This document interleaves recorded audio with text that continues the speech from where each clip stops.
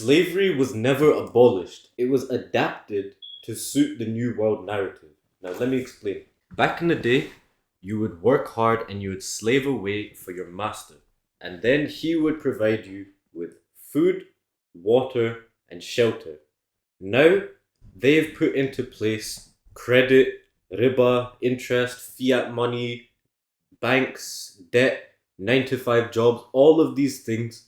Now, what you do is you go away, you work your job, and because of all these things that they put into place, you're slaving away there, you're earning money, so they've given you a sense of freedom, but you're only left with just enough to barely be able to afford food, water, and shelter. Now they're taking things one step further. They are going to financially enslave everybody. Because right now, we still have a small percentage of the population who have been able to resist this.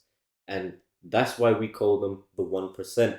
Because they have the wealth, they have the freedom, they have the control. And you don't. Because if you're watching this, you are part of the 99%. You're not part of the 1% just yet. But we're going to change that. Now, look, what they're going to do is they're going to bring about central bank digital currencies. So CBDCs, and they're piggybacking off the success of Bitcoin. Bitcoin is, everybody knows what Bitcoin is. Everybody knows the advantages and disadvantages, the pros, the cons, the benefits. But even though Bitcoin is this innovative, disruptive technology, they do not want you to buy Bitcoin. That's why even right now, when you try to send money from your bank into your crypto wallet to be able to buy some crypto, sometimes they might block your transaction, sometimes they might not let it work. They're able to do that a small percentage of the time, but imagine they could do that 100% of the time. Imagine if they were able to make it impossible for you to break free, because that's exactly what they're going to do, bro. With CBDCs, they will be able to control everything. They will control where you spend your money, when you spend your money, why you spend your money, how you spend it. They will have full control. If you are stranded in the middle of nowhere and you need to call a taxi, you will not be able to pay for that taxi unless they give you the approval. Or maybe you ran out of fuel, you need to refuel your car, you won't be able to pay for the fuel unless they give approval. And right now, you got people who are dodging taxes, they're committing frauds, they're doing these little small things to be able to keep more money.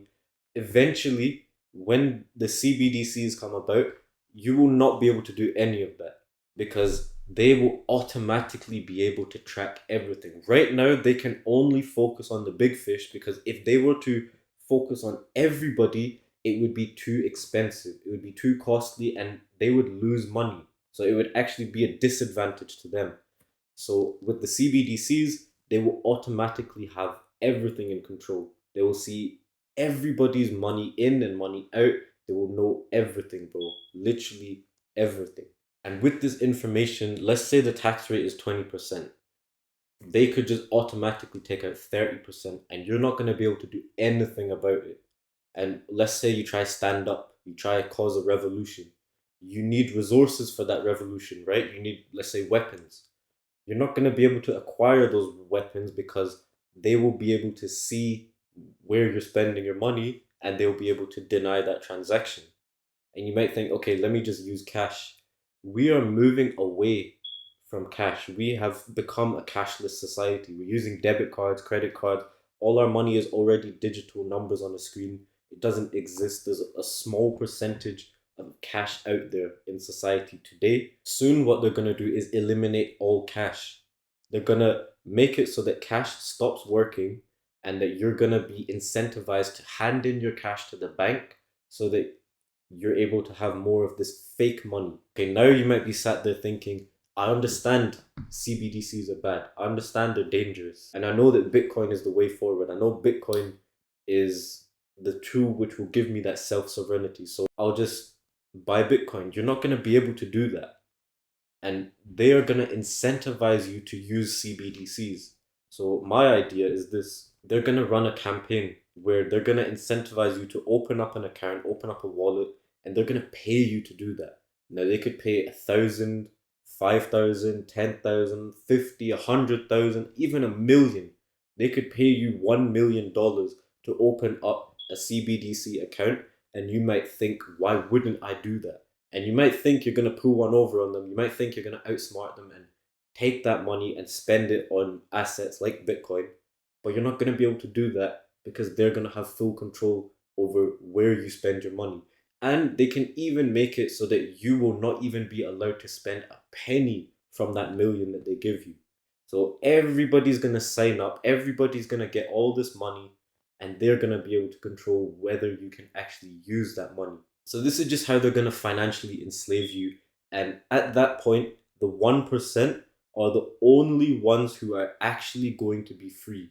Right now, we still have some sort of freedom on a small scale. That's going to be entirely eradicated by the time this rolls out. And I'm thinking by the year 2030, everybody's going to have systems in place because they've already been working on it. They're still working on it. And I think by the year 2030 or thereabouts, they're going to have perfected everything so that when they roll things out, it's going to be smooth and you're all going to be enslaved. Now, in Muslim Millionaires, what we're teaching is countless halal methods to make money online while you still have the chance. Because let's be honest, we don't know how much longer we have. Only Allah knows. Remember, they plan, we plan, but Allah is the best of planners. My advice to you is this: while you still have the chance, take advantage and join the Brotherhood. Learn how you can start making halal money online and use this halal money to better yourself, to better your family and your loved ones, to better this ummah, to acquire the assets like Bitcoin, which is the most Sharia compliant halal form of money we have ever seen, to be able to break free and resist the temptations and the traps of the elites. You know, they refer to these people as the Matrix. I know that this is the Dajjalic system because we are told that the Dajjal comes as himself, and then there is a system and his followers that is in place. And this is what we see today. This matrix that people like Andrew Tate talk about, this is the Dajjalic system, and we as Muslims must resist and we must break free. But it's not an easy task, and we cannot do this alone. We all need each other. I need you and you need me. So as Muslim brothers, let us unite and let us break free.